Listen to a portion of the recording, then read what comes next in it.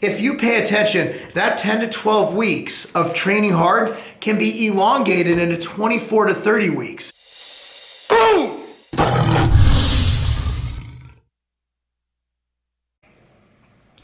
Boom!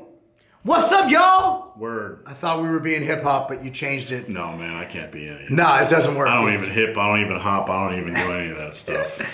Man, TigerFitness.com. I'm Marc Lobliner, and I'm alongside Steve Shaw, editorial director at TigerFitness.com. Yep, that's us. So we got an ongoing Q&A because we answer your questions. We were doing videos, Steve, and it was like we were like, well, what topics? And we're like, I have nothing. And they're like, why don't we ask the people what they want? Give the people what they want, man. And the good thing about that is, like, when you have your own channel, like I do at Massive Iron. Yeah, go subscribe to Massive You'll Iron. make like the same video like 10 times and people yell at you for making the same video. But if they give you the questions, they don't yell at you. I don't think we've made a video on this in a while, and this is great because if you go to my fan page, facebook.com/Marc Lobliner, there's a running Q&A. It's the sticky post at the top. Sticky. I'm the one who made it sticky, like the pages stuck together in that penthouse back in 1988. Ryan O'Keefe. I remember the first time I saw a penthouse. There were women peeing on each other, man. It was crazy. It was like, there was Playboy, but then when you're young, you stumbled on this fringe stuff, and you're like, what is Jugs Magazine? What is this? Penthouse letters, man. I used to read that shit like a crazy novel. stuff. That was so much better than the shit we read in school. Man, anyway. Well, we went on. The first porno I watched was on Betamax, dude. I don't even know what that is. I think I was. It was a small drinking VHS. during the Betamax years. The Betamax years only lasted 2. No. Enough for me to watch porn. All right, enough about porn. Ryan O'Keefe. I am a busy dude who just likes to hit my girl. I'm sorry, hit the gym. Oh no. Sorry, not that kind of. Hit the gym. Sorry, man, I'm not Chris Brown. Too soon? No? Okay. Do my thing and get out. So he likes to go to the gym, do his thing. And get out. That's good. Not sure what the fuck his thing is. Just don't waste I learn what I can where I can, preferably from you and Tiger Fitness. By the way, the content site, tigerfitness.com. Best content online. And of course, unlike those other scoundrels, it's free. Scoundrel. However, I'm sure you have addressed this before and probably more than once. Can you please touch on the topic of deload week? Is it bullshit? If not, how can one incorporate this into their routine correctly? You're awesome, your products are awesome, and of course your broccoli is on point. Your broccoli is very tasty. It is good fucking broccoli. Katie made that for us. Anyway. Well, this video is already 2.5 minutes. Let's just bullshit. stretch it out to 10 minutes long. Then we can add extra ads just like some of the people on the internet. We never do that. No. I never. Did you do that on Massive Iron? No, I actually stop my videos at 9:58 and then mention I'm stopping at 9:58 because I'm not going to be like the dickheads on YouTube. Wow, dude, you're going to get us straight up hated on. I thought we were out of the drama. Anyway, all right, We're out of Steve, the drama. We're just talking. You're the training expert. You've been doing this for 30 plus years. Deload weeks, opinions, thoughts? Yeah, I have very strong opinions on deload week. Back in the day, we just kind of rolled and we did something crazy like, hey man, I feel like crap, I'm going to take a few extra days off from the gym. We didn't talk about deload weeks, we just kind of listened to our own body. The pendulum has kind of swung all the way over the other side where for a while it was like every workout had a deload week. Back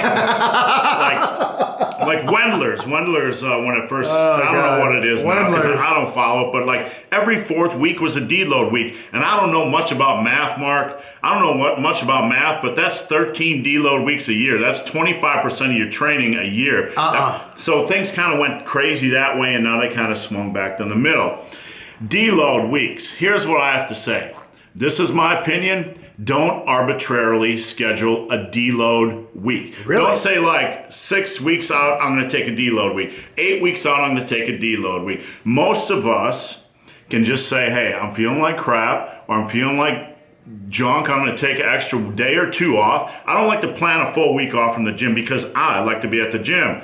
So if I'm feeling like crap or beat up or my CNS is wonky or whatever, I'll take a day off. If I still feel crappy, I might take another day off. I deload intuitively and then I come back. Like it's okay to take a deload week if you like you got a powerlifting meet and you got an 8-week cycle coming up and all that kind of stuff, and you want to take a little bit of rest before you get into the hardcore. It has a purpose or whatever, but for the average trainee, I don't like to schedule them. I just like to keep them intuitive.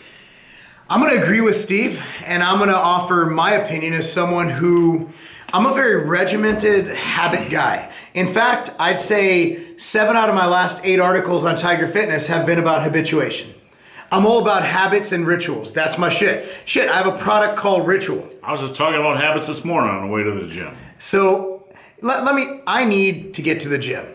I need to at least train in my basement. I need to do something active.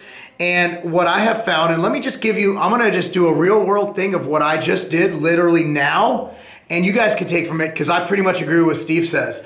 Now, what I do is I was making all kinds of strength gains, just going hard, nothing was hurting. And then around literally 4 to 5 months in, so you're looking well beyond when a normal deload would take place with these programs, I was still making progress and not feeling any pain at 4 to 5 weeks, at 4 to 5 months in.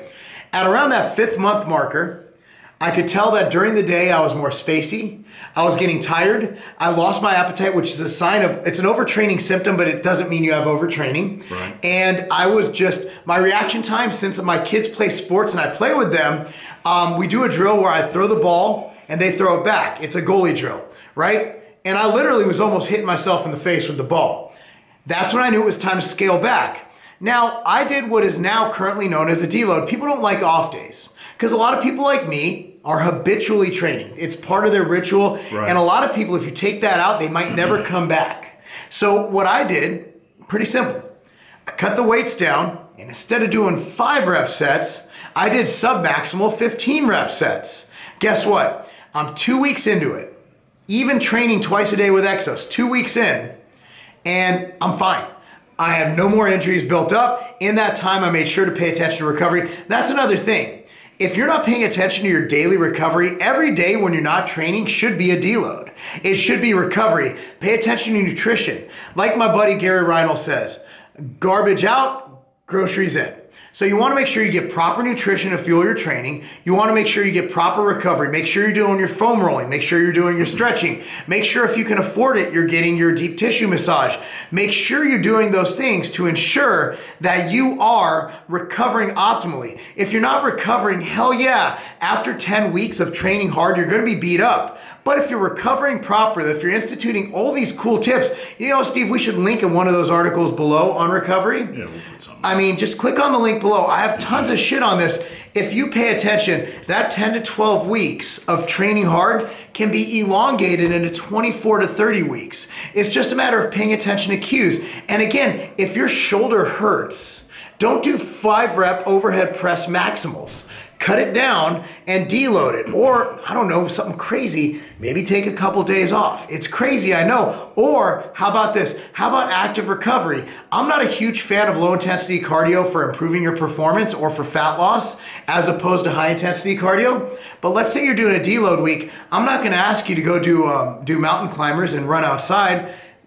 Go to a step mill, put it on level 4 out of 10, and just friggin' coast. Just get some blood flow. When you're done with that, do some foam rolling. When you're done with that, do some stretching. Call it a day. It gives you 45 minutes in the gym, your blood's flowing, and you get to recover. Remember, an object in motion stays in motion. When you take an off day, you don't necessarily, you're like, I can't take an off day, I'll go mentally crazy.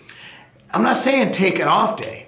I'm saying take a day off of training heavy. Right. Maybe do some, maybe go to the cable crossovers. Do some light movements. Do some light pec deck. Do some things to work it out. Do extra foam rolling. Do extra pillar prep, as I like to call it. But by all means, you can't constantly grind. It's like a car. If you keep driving and driving, going uphill, and you don't stop to get an oil change, you're gonna break down. Yeah, you know, part of this is training smart. I mean, one of the ways, I guess one of the reasons why I don't deload much is because, like, if I come down with a shoulder strain or pain or injury or whatever, you know, I'll just go easy on my shoulder while I'm working the rest of my body. Yes. If I, like, when I was younger, I could go 3 or 4 days in a row training. Now, if I train more than 2 days in a row, on that 3rd day, all I want to do is sleep. So I've learned to adjust my training to maximize recovery, to listen to my body, so I don't need to deload as much. And I want to stress I'm not against time away from the gym. This past month, I only worked out like 10 times. It was the lowest frequency I've ever worked out in the last 15 years. So I'm not against time away from the gym. Sometimes we need time away to mentally refresh. Sometimes we need time away just to, rekindle our motivation, just take a step away from the pressure. So I'm not against that at all. I'm just saying, sometimes it's best just to let it happen when it wants to happen. And on one more description, like for example, let me take my kids for example. I train them, they're performance athletes. They play soccer. Now, I don't schedule deload weeks or off weeks for them because, well, sometimes they go off to soccer camp where there's no weight training. Sometimes they'll have a birthday party or their mom will be too busy to train them. Or we'll just have too much stuff going on, so that's a natural off week. A lot of people aren't regimented. A lot of people, things come up. So what if you went on vacation? Why not take your deload when I don't have to worry about going to the gym. I'm just gonna enjoy my vacation. So again, some people are business trips. A lot of people can't train on those. So again, it depends on your schedule, but generally speaking, I don't think you need to program deload weeks, but you have to learn to listen to your body. Can I make one more point, Marc? You can make all you want. If we're going to run that 10-minute ad. Yeah, let's do it, because this is a great topic. Like, something just came to mind when we were talking. Like, if you're a beginner and you're doing it right, like I just happened to do it right when I got into the gym, and you get in there and you're choosing the best exercises, and you got progressive overload, and you're just hammering away, and you're building strength at a rapid, consistent pace. Eventually, you're going to wake up and you're going to feel beat up one day. You're going to feel beat up because you got strong. Out of nowhere.